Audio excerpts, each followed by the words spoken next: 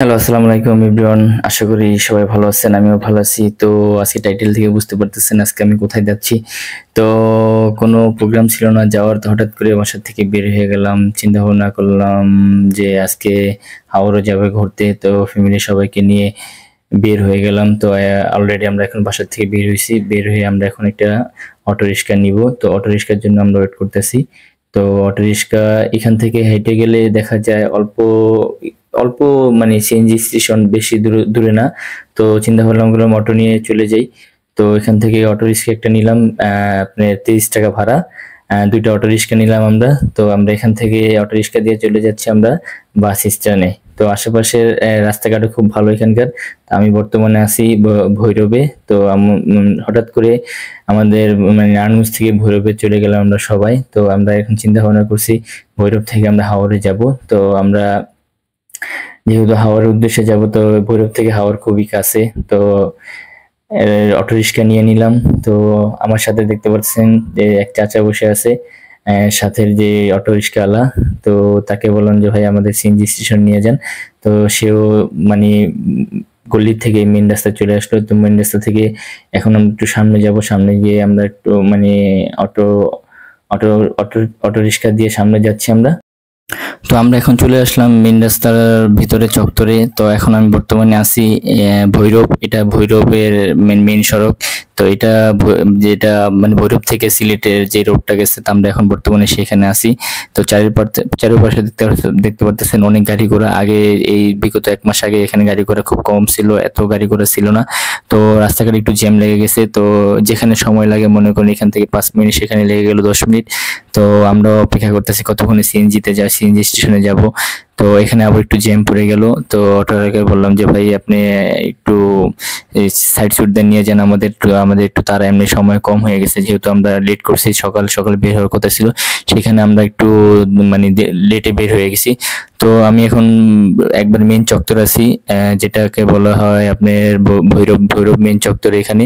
তো এখান থেকে আমরা আরেকটা গলির ভিতরে আসলাম। আসার পরে আপনারা দেখতে পাচ্ছেন এখানে যে অনেক অটো গাড়ি এখানে।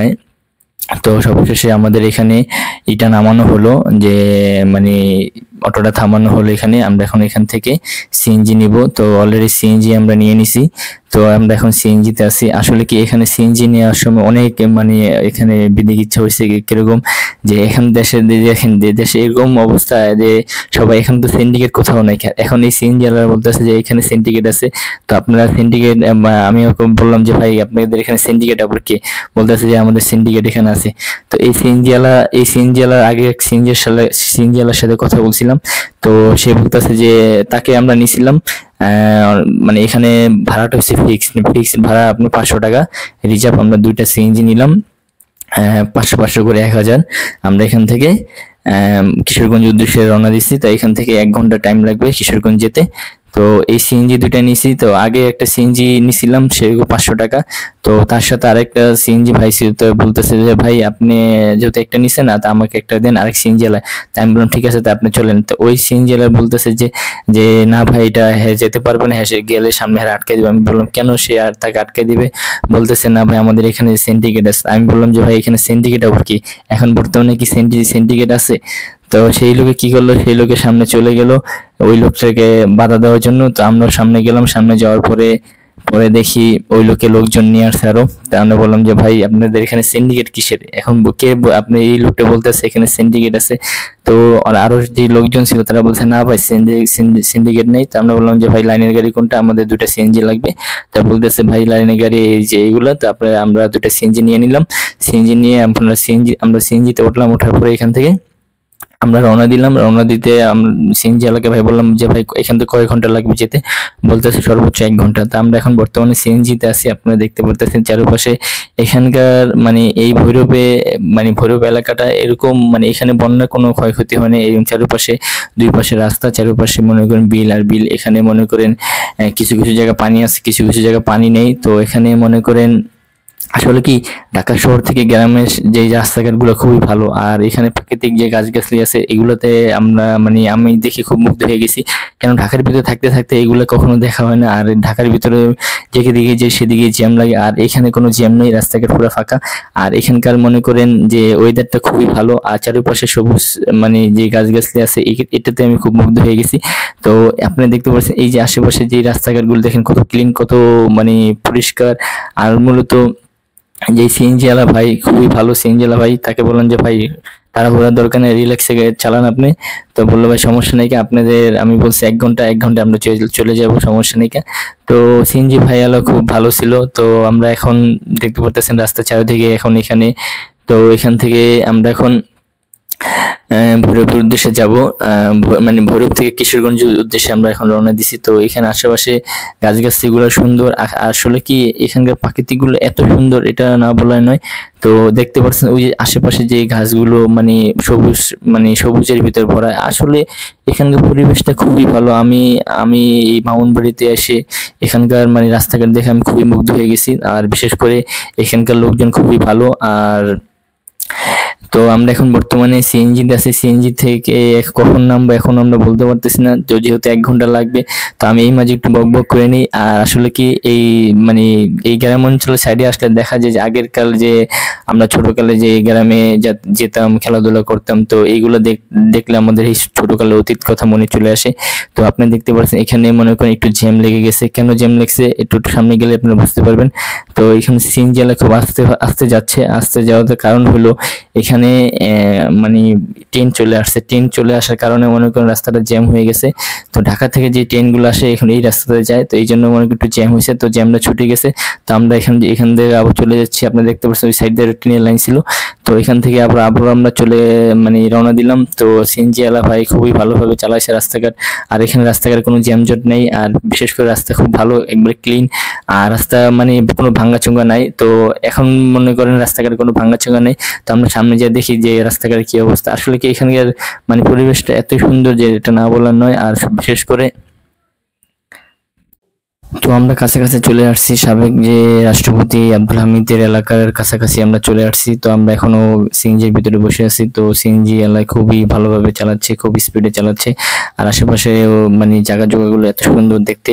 এখন আপনারা দেখতে পাচ্ছেন এখানে একটা চলে আসছে। তো আমাদের এখানে স্লো করতে হলো, স্লোর কারণের জন্য একটু মানে সময়টা একটু বেড়ে গেল। তো আমরা এখন মানে কাছাকাছি, খুবই কাছাকাছি চলে আসছি যে সাবেক রাষ্ট্রপতি আব্দুল হামিদের এলাকায়, তো যেটা কিশোরগঞ্জের ভিতরে পড়ছে। আর এখানকার রাস্তাঘাট একটু পুরো ড্যামেজ, এখানে রাস্তাঘাট একটু ভালো না।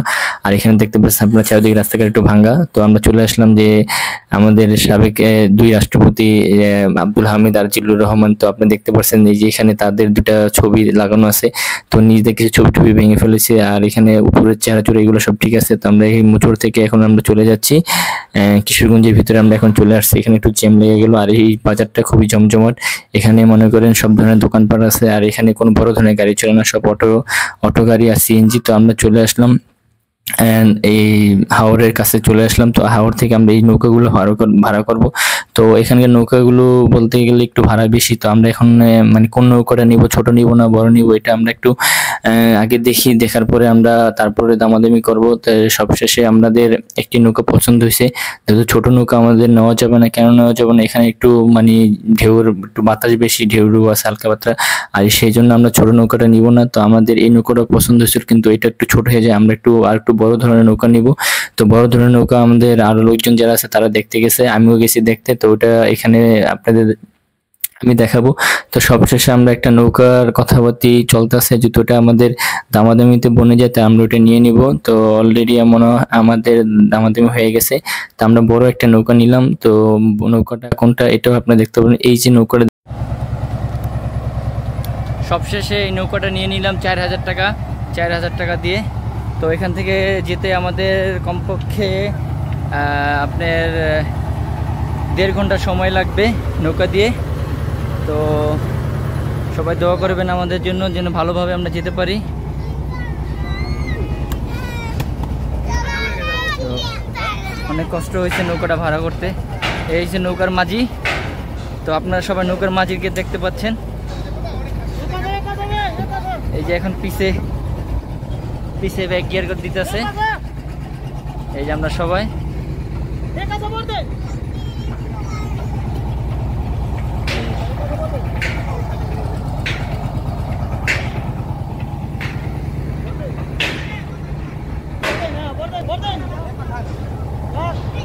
এই যে ইনি হলো নৌকার মাঝি।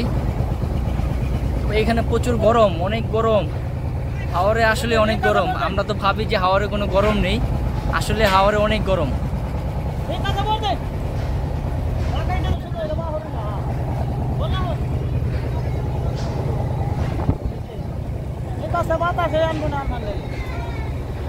তো আমরা এখান থেকে নৌকা নিয়ে এখন বের হলাম। ঘাট থেকে অলরেডি নৌকা ছেড়ে দেওয়া হলো। আসলে কি নৌকাটা অনেক বড়, যেহেতু আমরা লোক কম, কিন্তু মানে এখন তো ওয়েদার ভালো না, বৃষ্টি বাতাস বেশি, এই জন্য একটু নৌকাটা বড় নিলাম। টাকাটা একটু বেশি লাগছে, কিন্তু বড় নেওয়ার কারণ হলো আমাদের সেফটির জন্য আমরা বড় নৌকাটা নিলাম। তো এখান থেকে আমরা লাইফ জ্যাকেট নেওয়ার চেষ্টা করছিলাম, কিন্তু লাইফ জ্যাকেট আমরা এখানে বেশি পেলাম না। একটি দোকানে পেলাম, তো তার ওখানে আপনার 3টা লাইফ জ্যাকেট ছিল, তো 3টা লাইফ জ্যাকেট নিলাম 300 টাকা দিয়ে। তো আসলে কি আমরা যেটা দেখি মানে ফেসবুকে ইউটিউবে দেখি হাওরে গেলে সবাই বলে লাইফ জ্যাকেট 50 টাকা করে পাওয়া যায়, 20-30 টাকা করে ভাড়া পাওয়া যায়, কিন্তু আমরা লাইফ জ্যাকেটগুলো নিলাম, 3টা লাইফ জ্যাকেট আমাদের কাছে 300 টাকা রাখলো। তো আমাদের কাছে কি বেশি নিল না কম নিল, তো সবাই কমেন্ট বক্সে জানাবেন। দেখা যায় অনেক যারা নতুন আসবেন হাওরে আসার পরে, তো আমি নতুন আসছি, কিন্তু আমি তো জানি না যে এখানে এত প্রাইস।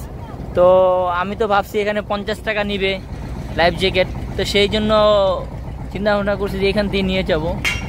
তো আসার পরে দেখি এক দোকানে 3টা লাইফ জ্যাকেট পেলাম, তো তারা আমার কাছ থেকে 300 টাকা ভাড়া নিল 3টা। এটা খুবই দুঃখজনক। আমরা ঢাকা থেকে এখানে আসি কিসের জন্য? একটু ঘোরার জন্য। স্যাক্রিফাইস যদি না করে তাহলে আমরা কিভাবে এখানে আসব? তো এখন ঘাট থেকে নৌকাটা ছেড়ে দিল, তো আমরা এখন হাওরের উদ্দেশ্যে রওনা দিলাম। তো আপনারা দেখতে পাচ্ছেন এখানে অনেক নৌকাগুলো এখানে আছে, যে তারা যেতেছে। আসলে কি এই নৌকা দিয়েও যাওয়া যায়, এই যে দেখতে পাচ্ছেন এই নৌকাটার ভিতরে অনেক লোকজন, এই নৌকাটা দিয়ে যাওয়া যায়, কিন্তু এইভাবে গেলে দেখা যায় টাইমটা বেশি লাগে, প্লাস খরচটা অনেক কম। যেহেতু আমরা এই নৌকাটা আমরা রিজার্ভ নিছি, তো রিজার্ভ নেওয়ার কারণে একটু বেশি, যেহেতু আমরা লোক সংখ্যা কম, তো দেখা যায় বেশি লোক আসলে নৌকা নিলে এখানে সুবিধা, অল্প লোক আসলে এখানে নৌকা নিলে সুবিধা না। কেননা দেখা 10 জন লোক আসলো যেই খরচ, আপনার 20 জন লোক আসলো সেই একই খরচ। তো যারা আসবেন একটি গ্রুপ করে আসবেন, দেখা যায় গ্রুপ করে আসলে এখানে কম খরচে আসা যায়। তো আমি এখন হাওরের মাঝখানে অলরেডি এখনো যাওয়া হয় নাই। তো এই যে আমাদের মাঝি ভাই রিকোয়েস্ট করে তারপরে তার থেকে নৌকাটা ভাড়া করলাম। আসলে কি এখানে না আসলে অভিজ্ঞতা হয় না, আসাতে অভিজ্ঞতা হয়েছে। ভাই এখানে নৌকা ভাড়া এত বেশি কেন ভাই, একটু বলেন তো দর্শকদের। এত বেশি না ভাই, নৌকা তেলের দাম বেশি, এর হতো আমরা সর জানেন দেশের হাঙ্গা ডাঙ্গা লোকজন কম আসে। এই দেখেন এই ভাই বলতেছে যে তেলের দাম বেশি, এই জন্য নৌকা ভাড়া বেশি। বাস্তব দেখা যায় এই যে এত বড় একটা নৌকা নিছি আমরা, এত বড় না নিলে হতো, আমাদের ছোট নৌকা নিলে হতো, আমাদের সেফটির জন্য আমরা নিছি। এই নৌকাটা কমপক্ষে 100 জন লোক যাওয়া যায়, সেখানে আমরা লোক হচ্ছে 9 জন। তো আমাদের সেফটির জন্য আমরা এত বড় নৌকাটা নেওয়ার আমাদের মেন উদ্দেশ্য। তো এখান থেকে ফেরিও যায়, আপনারা এই যে দেখতে পারতেছেন এখান থেকে। আসলে এখানে না আসলে কিছু আসছি, এখানে আসাতে অনেক কিছুই দেখতে পেলাম, শিখলাম, অভিজ্ঞতা হলো। তো যারা আসবেন গ্রুপ করে আসবেন, বেশি লোক আসবেন। তো বেশি লোক আসলে দেখা যায় একটা নৌকা ভাড়া করলে আপনাদের জন্য সুবিধা হবে। তো আসলে কি এখন দেশের পরিস্থিতি খুব খারাপ, চারিদিকে বন্যা আর বন্যা, তো হাওরের পানিও এখন বেশি। তো এই যে এই ভাই একটু আবার বলতেছে যে এখানে টিপ দিচ্ছে তারা 4000-5000 করে বলে টিপ, তা আমাদের কাছ থেকে বলে একটু কম রাখছে। তো আমাদের মানে আমরা জনসংখ্যা কমের কারণে এই ভাই একটু মানে রেটটা কম রাখলো নৌকা ভাড়া। তো আসলে কি আমার এই হাওরে প্রথম আসা, আগে পরে কখনো আসিনি। অনেক খালি দেখতাম সবার হাওর আসে ঘোরার জন্য। আসলে এখানে কি আছে হাওরে? সবই নদী, নদী ছাড়া কিছু না এখানে। তো যেহেতু এখন বর্ষার দিনে একটু পানি বেশি থাকে, তো এই যে এইখানে হাওরের মাঝখানে এই যে দেখতে পারতেছেন আপনি, এই একটা ছোট দ্বীপ, একটা আইল্যান্ড আছে এখানে। তো আসলে এখানে লোকজন চলাফেরা করে বেশিরভাগ নৌকা দিয়ে। দেখা যায় এখানে চারপাশে পানি, তো এরা নৌকা দিয়ে এদের চলাফেরা হয়। যে কোনো জিনিসপত্র আনার জন্য তারা নৌকা ইউজ করে, যেহেতু এখানে গাড়ির কোনো রাস্তা নেই। এখানে এরকম আরো ছোট ছোট দ্বীপ আছে, আপনারা দেখতে পাচ্ছেন দুইটা ছোট ছোট দ্বীপ আছে। আসলে তারাও নৌকা দিয়ে এখানে চলাফেরা করে। ওই পাশে নদী, এই পাশে নদী, চারিদিক দিয়ে নদী। তো আমরা দেখছি অনেক জায়গায় যে বাইরের কান্ট্রিতে থাকে যেমন আইল্যান্ড, তো এই হাওরে এরকম আইল্যান্ড, ছোট ছোট আইল্যান্ড আছে যে আমাদের মানে বাংলাদেশে যেরকম আমরা বলি। আসলে এটা চর দ্বীপ বলতে কি সাবেকের মতো নেই, কিন্তু নদীর মাঝখানে।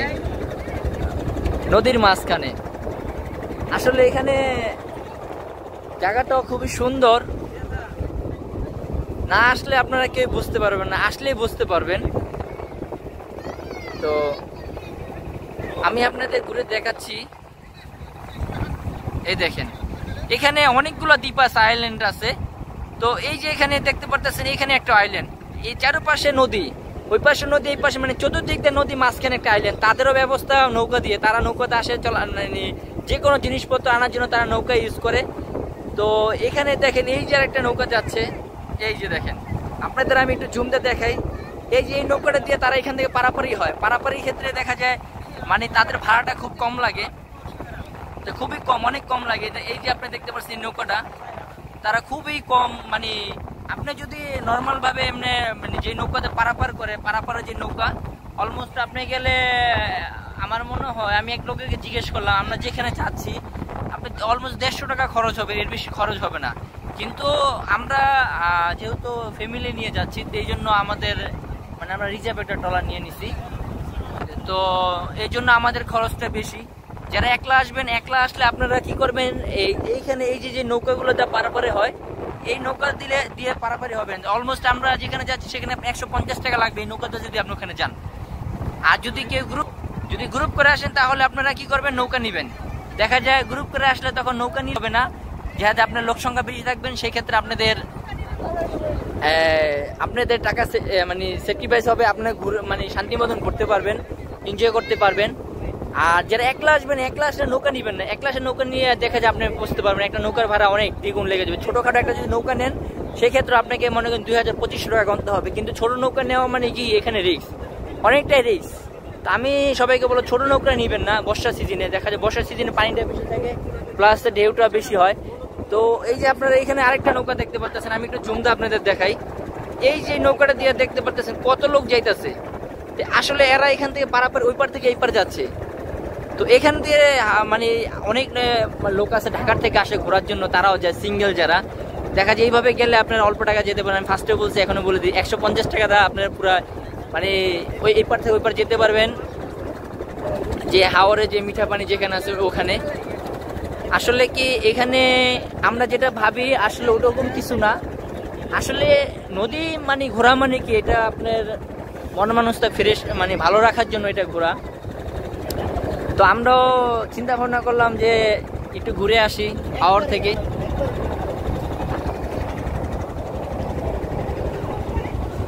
আমার চারপাশে সবই নদী।